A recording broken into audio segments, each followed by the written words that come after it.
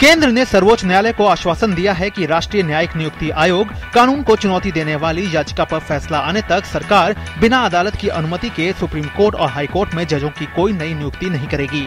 हालांकि अदालत ने सरकार को इस बात की अनुमति दे दी है कि वो हाई कोर्ट के अतिरिक्त न्यायाधीशों को स्थायी करने के मामलों में फैसला ले सकती है। जस्टिस JS खेर की अध्यक्षता वाली 5 सदस्यीय संविधान पीठ राष्ट्रीय न्यायिक नियुक्ति आयोग कानून को चुनौती देने वाली कई जनहित याचिकाओं पर सोमवार से सुनवाई शुरू करेगी।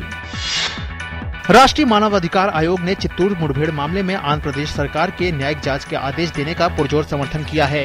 राष्ट्रीय मानवाधिकार आयोग का एक दल घटनास्थल का दौरा भी करेगा। हैदराबाद में मामले की सुनवाई करते हुए आयोग ने कहा कि ऐसे मामलों में न्यायिक जांच जरूर होनी चाहिए और प्रत्यक्षदर्शियों के बयान को सक्षम प्राधिकारी के समक्ष दर्ज किया जाए। आंध्र प्रदेश सरकार ने कहा है कि इस मामले की मजिस्ट्रियल जाँच के आदेश दे दिए गए हैं।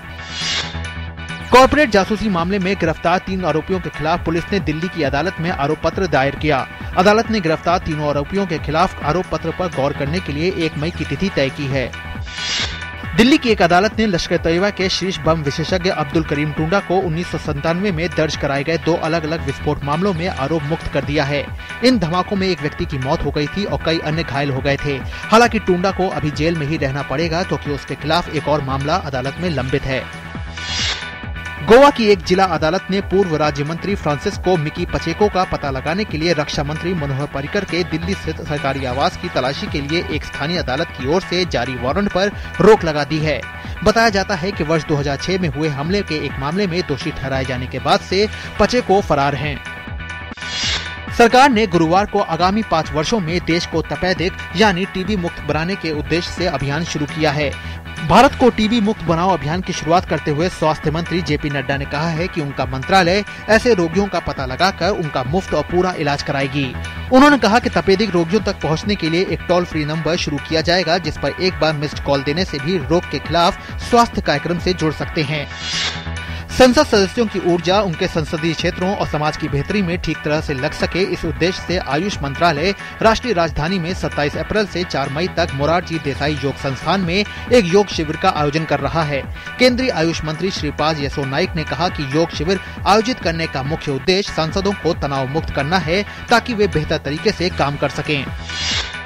गुजरात की मुख्यमंत्री आनंदीबेन पटेल ने नेपाल में सड़क हादसे में मारे गए गुजरात के तीर्थयात्रियों के परिजनों को 4-4 लाख रुपए का मुआवजा दिए जाने की घोषणा की है। पटेल ने नेपाल में सड़क हादसे में राज्य के 17 तीर्थयात्रियों के मारे जाने पर गहरा दुख जताया है। ये तीर्थयात्री गुजरात के सुरेंद्रनगर जिले के वाधवान तालुका के विभिन्न गाँवों से संबंध रखते हैं।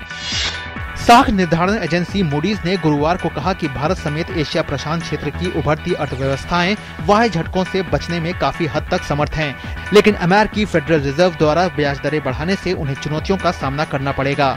मूडीज ने कहा कि एशिया प्रशांत के देशों में आमतौर पर बाह्य भुगतान स्थिति अच्छी है और सरकारी ऋण की स्थिति भी विश्व के अन्य क्षेत्रों के देशों के मुकाबले बेहतर है। सरकार 40,000 करोड़ रुपए की कर मांग से जूझ रहे विदेशी संस्थागत निवेशकों के फायदे के लिए न्यूनतम वैकल्पिक कर यानी मैट के नियमों में स्पष्टीकरण संबंधी कुछ संशोधनों पर विचार कर रही है।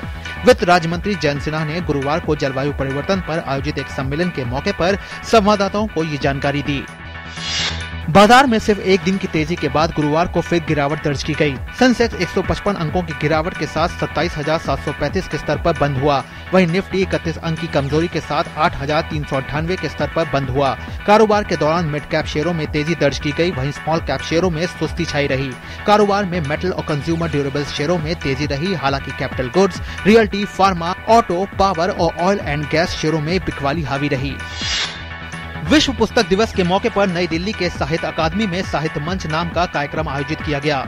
इस कार्यक्रम में बतौर मुख्य अतिथि शिरकत कर रहे प्रसार भारती के CEO जवाहर सरकार ने देश भर में लिखी जा रही पुस्तकों के पंजीकरण पर जोर दिया। उन्होंने कहा कि पंजीकरण के अभाव में ये भ्रम फैलाया जा रहा है कि देश में नए साहित्य की रचना बेहद कम हो रही है।